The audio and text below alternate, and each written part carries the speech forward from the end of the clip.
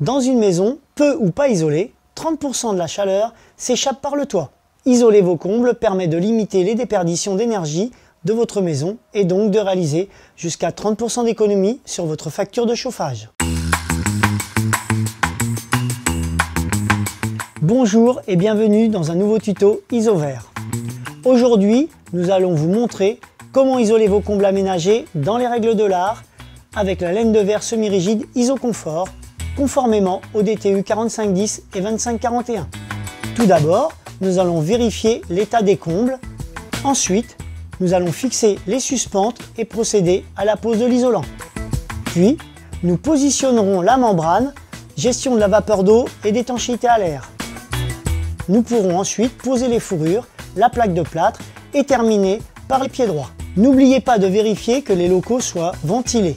S'ils ne le sont pas, il faudra le prévoir, par exemple avec des entrées d'air au niveau des ouvertures et une extraction mécanique dans les pièces humides.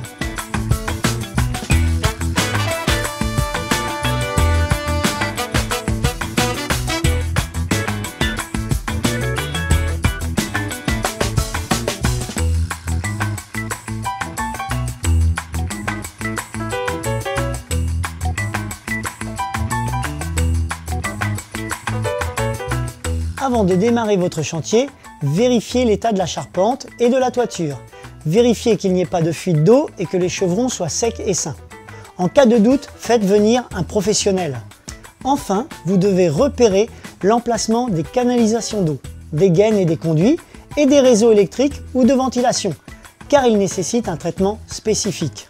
Vous devez ensuite repérer la présence et le type d'écran de sous-toiture. Dans notre cas, nous n'avons pas d'écran de sous-toiture.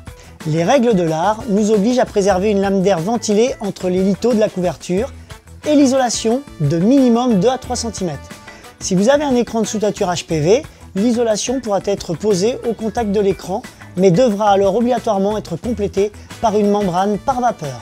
Elle devra être placée entre l'isolant et la plaque de plâtre pour garantir la pérennité de la charpente et l'efficacité de l'isolation. La pose d'une membrane de gestion de la vapeur d'eau est importante en rénovation pour préserver les bois de charpente et optimiser la performance thermique de l'isolation. Dans ces combles, nous avons des chevrons de 80 mm. Nous allons donc poser une première épaisseur de laine de verre de 60 mm entre chevrons et nous compléterons avec une épaisseur de 240 mm sous chevron pour atteindre un R de 8,55. En fonction de la configuration de vos combles, vous pouvez être amené à n'isoler que sous les chevrons.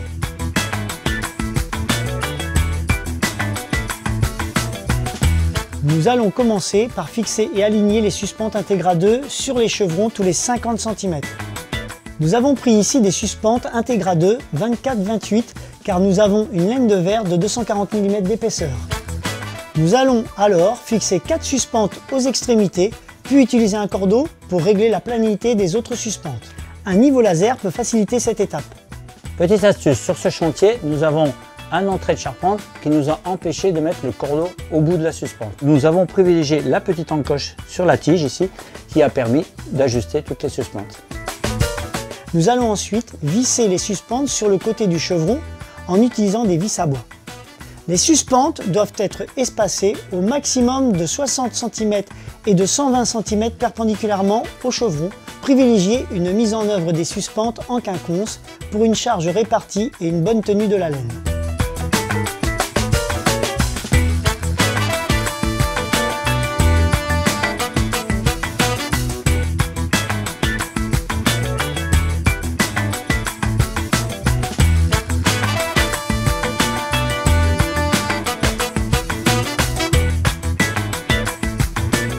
Nous allons maintenant poser l'isolation entre chevrons.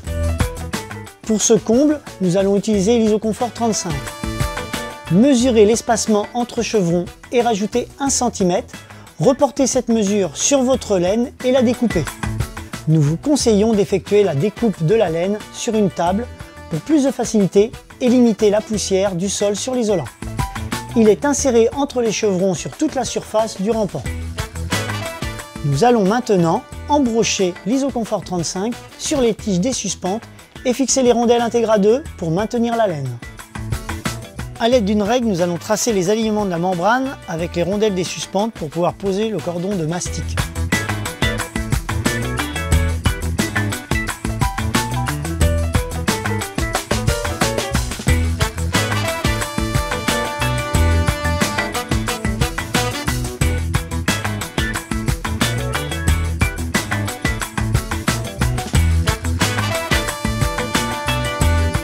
Maintenant, nous allons commencer la pose de la membrane. La membrane Vario Extra est une membrane hygrorégulante. Elle permet de réguler l'humidité. En hiver, elle empêche l'humidité de pénétrer la paroi et en été, elle favorise le séchage des boîtes structures. Nous allons mesurer la longueur du rampant en ajoutant 10 cm à chaque extrémité afin de faire le recouvrement. Nous allons embrocher la membrane sur les suspentes et clipser les clés au fur et à mesure à l'aide d'un maillet. Nous allons raccorder les laits avec l'adhésif Vario Multitape ou Vario Fast Tape. Pour gagner du temps lors de cette étape, vous pouvez utiliser la membrane Vario Extra Fast qui est préadhésivée. Le mastic d'étanchéité Vario Double Fit est posé sur toute la périphérie, y compris la jonction au plancher. La membrane doit être pressée sur le cordon de mastic sans l'écraser, ce qui permet de garder son élasticité et garantira l'étanchéité.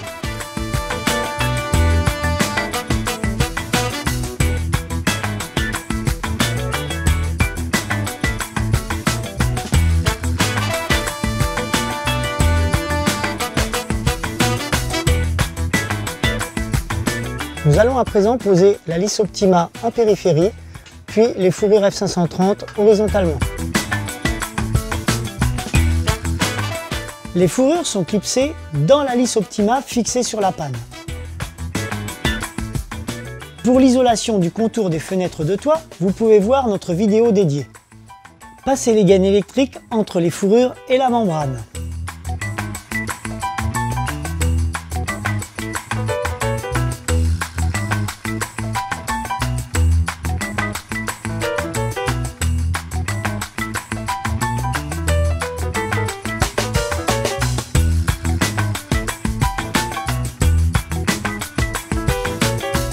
Les plaques de plâtre sont ensuite vissées sur les fourrures Optima 240 ou style F530, en laissant un espace au-dessus du sol de 1 cm. Nous vous conseillons les plaques 4 Pro de chez Placo qui ont 4 bords amincis, ce qui facilitera la mise en œuvre des bandes à joints. Fixez les plaques avec des vis TTPC de chez Placo tous les 30 cm. Nous allons maintenant créer un pied droit à l'aide de lisse Optima sur lequel nous allons fixer une plaque de plâtre. Vissez la lisse haute dans l'alignement de la fourrure et la lisse basse au sol à l'aplomb. Insérez les fourrures à la verticale dans les lisses tous les 60 cm. Pour un bon ajustement, découpez le haut de la plaque en biseau, puis vissez les plaques de plâtre sur les fourrures. Il ne restera plus qu'à poser les bandes à joints et recouvrir les vis d'enduit. Ça y est, toutes les étapes sont terminées. Vous savez maintenant comment isoler vos combles aménagés. Si vous avez des questions, n'hésitez pas à les poser en commentaire. Et si ce tuto vous a plu, pensez à vous abonner et à activer la cloche pour ne pas manquer nos prochaines vidéos. À bientôt!